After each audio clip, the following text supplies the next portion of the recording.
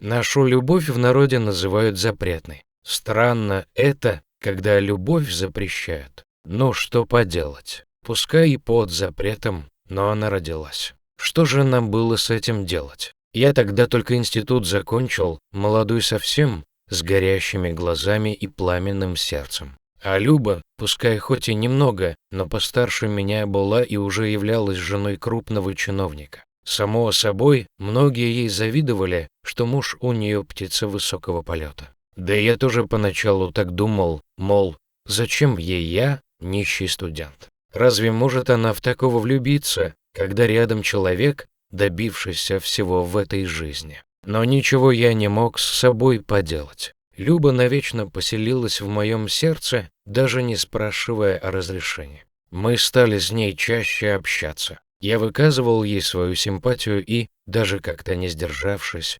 признался, что давно ее люблю. Странно, я ожидал, что она влепит мне пощечину или просто рассмеется в лицо. А вместо этого она вдруг расплакалась. Люба призналась, что давно ее жизнь похожа на ад. Богатый и обеспеченный муж оказался деспотом и тираном. Он мог избить ее за любую провинность, причем часто приговаривал, что может и убить. Ему за это ничего не будет. Я давно его презираю, да мне просто противно быть с ним рядом, но я ничего не могу поделать на его стороне силы. А ты стал для меня глотком свежего воздуха, призналась она, глядя мне прямо в глаза. Благодаря тебе я снова начала оживать. И знаешь, мне кажется, что я тоже люблю тебя. Но только из этого ничего не выйдет. Потупив взор, добавила она, я не свободна. Это ее признание ошарашило меня. Я все еще не мог поверить своему счастью. Оказывается, девушка, о которой я столько грезил и мечтал, тоже меня любит. А все остальное уже казалось мелким и незначительным. «Давай убежим», — вдруг решительно предложил я, глядя прямо в заплаканные глаза своей любимой и держа ее за руку. «Что?» — не поняла она. «Куда? Что за глупость?» Выдернув руку из моих ладоней, она отмела мое предложение. Николай найдет нас в считанные часы, у него везде знакомства и подвязки. Да стоит нам воспользоваться той же картой, и он тут же об этом узнает. А мы сбежим туда, где нет никаких карт, никаких телефонов, камер слежения и прочего. Почему-то, облаженно улыбаясь, продолжила разбивать я свою мысль. «А это куда?»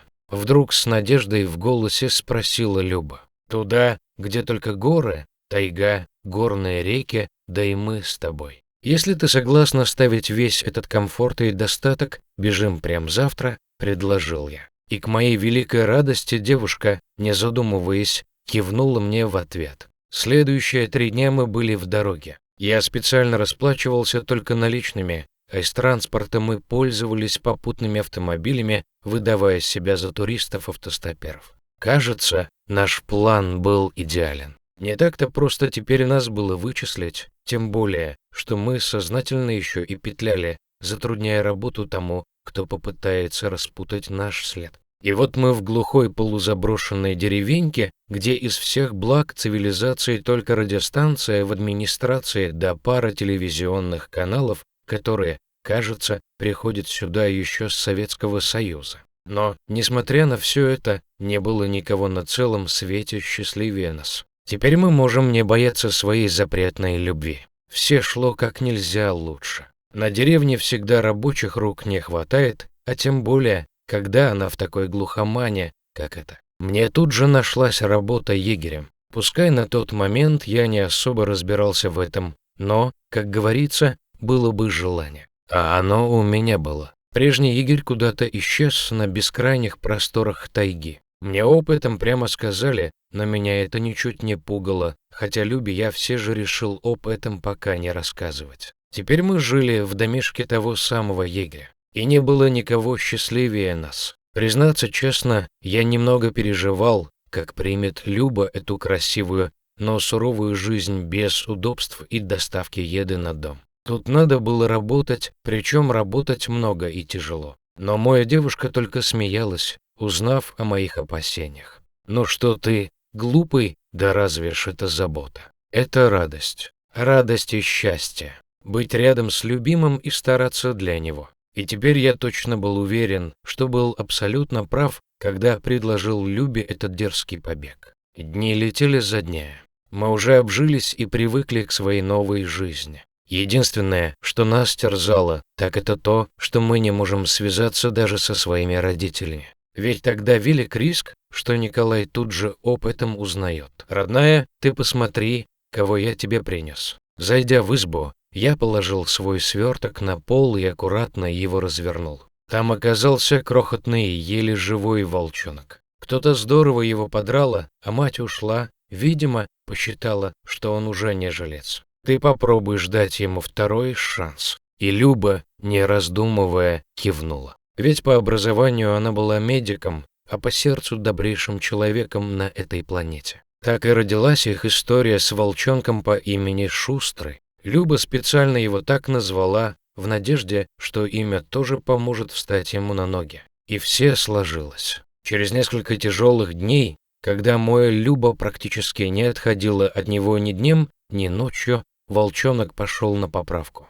Это было похоже на чудо, но ей удалось вытащить беднягу практически с того света. Целый год после этого прожил Шустрый с нами, став практически лучшим другом. Но потом все же природа взяла свое, и волк ушел в тайгу. А дальше случилось страшное. И никто из нас этого не ожидал.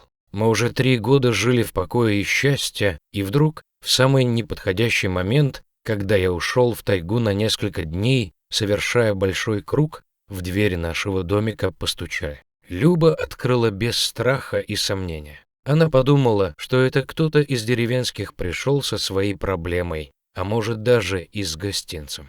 Но, открыв дверь, Люба тут же в ужасе отшатнулась от нее. Словно злобный призрак из прошлого, на пороге стоял Николай. «Ну что, сука, не ждала?» С кровожадной ухмылкой произнес он и тут же ударил девушку в лицо, отчего та упала на пол. От удара она потеряла сознание. Возможно, это и спасло ее от дальнейших побоев и издевательств. Однако тиран и не думал ограничиваться только этим. Погрузил девушку в машину и увез куда-то в тайгу.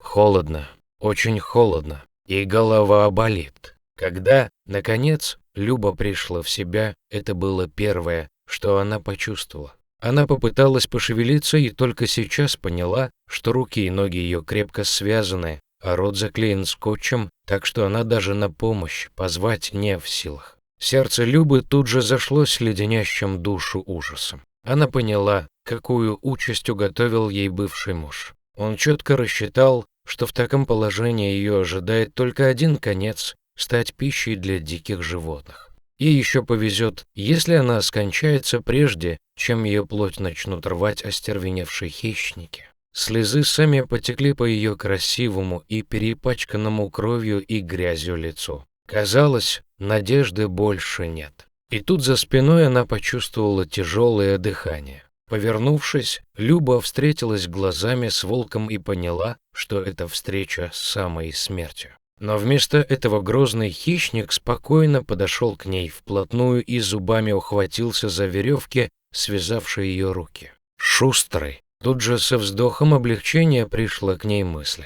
«Милый мой Шустрый, ты помнишь? Ты не забыл». Теперь уже по ее лицу текли слезы радости и благодарности этому животному, которому она когда-то спасла жизнь. На следующий день Люба сама добралась до дома и сразу же рассказала о случившемся участковому. Когда я узнала о произошедшем, мое сердце чуть не разорвалось от переживаний. Я начал настаивать, чтобы как можно быстрее возбудили уголовное дело. Нужно было окончательно решать этот вопрос. Нельзя ведь всю жизнь напрягаться. Но, как оказалось, Шустрый решил эту проблему гораздо раньше, чем государственная правоохранительная система. Спустя пару дней, осматривая место происшествия, следственная группа наткнулась на растерзанный труп мужчины, в котором и опознали Николая.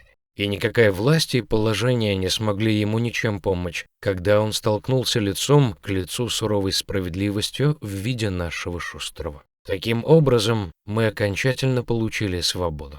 Но знаете что? Нашу деревеньку мы так и не бросили. Ведь именно здесь мы стали по-настоящему счастливы. Да и нашим теперь уже 3 детишкам лучше все-таки жить бок о бок с нетронутой дикой природой.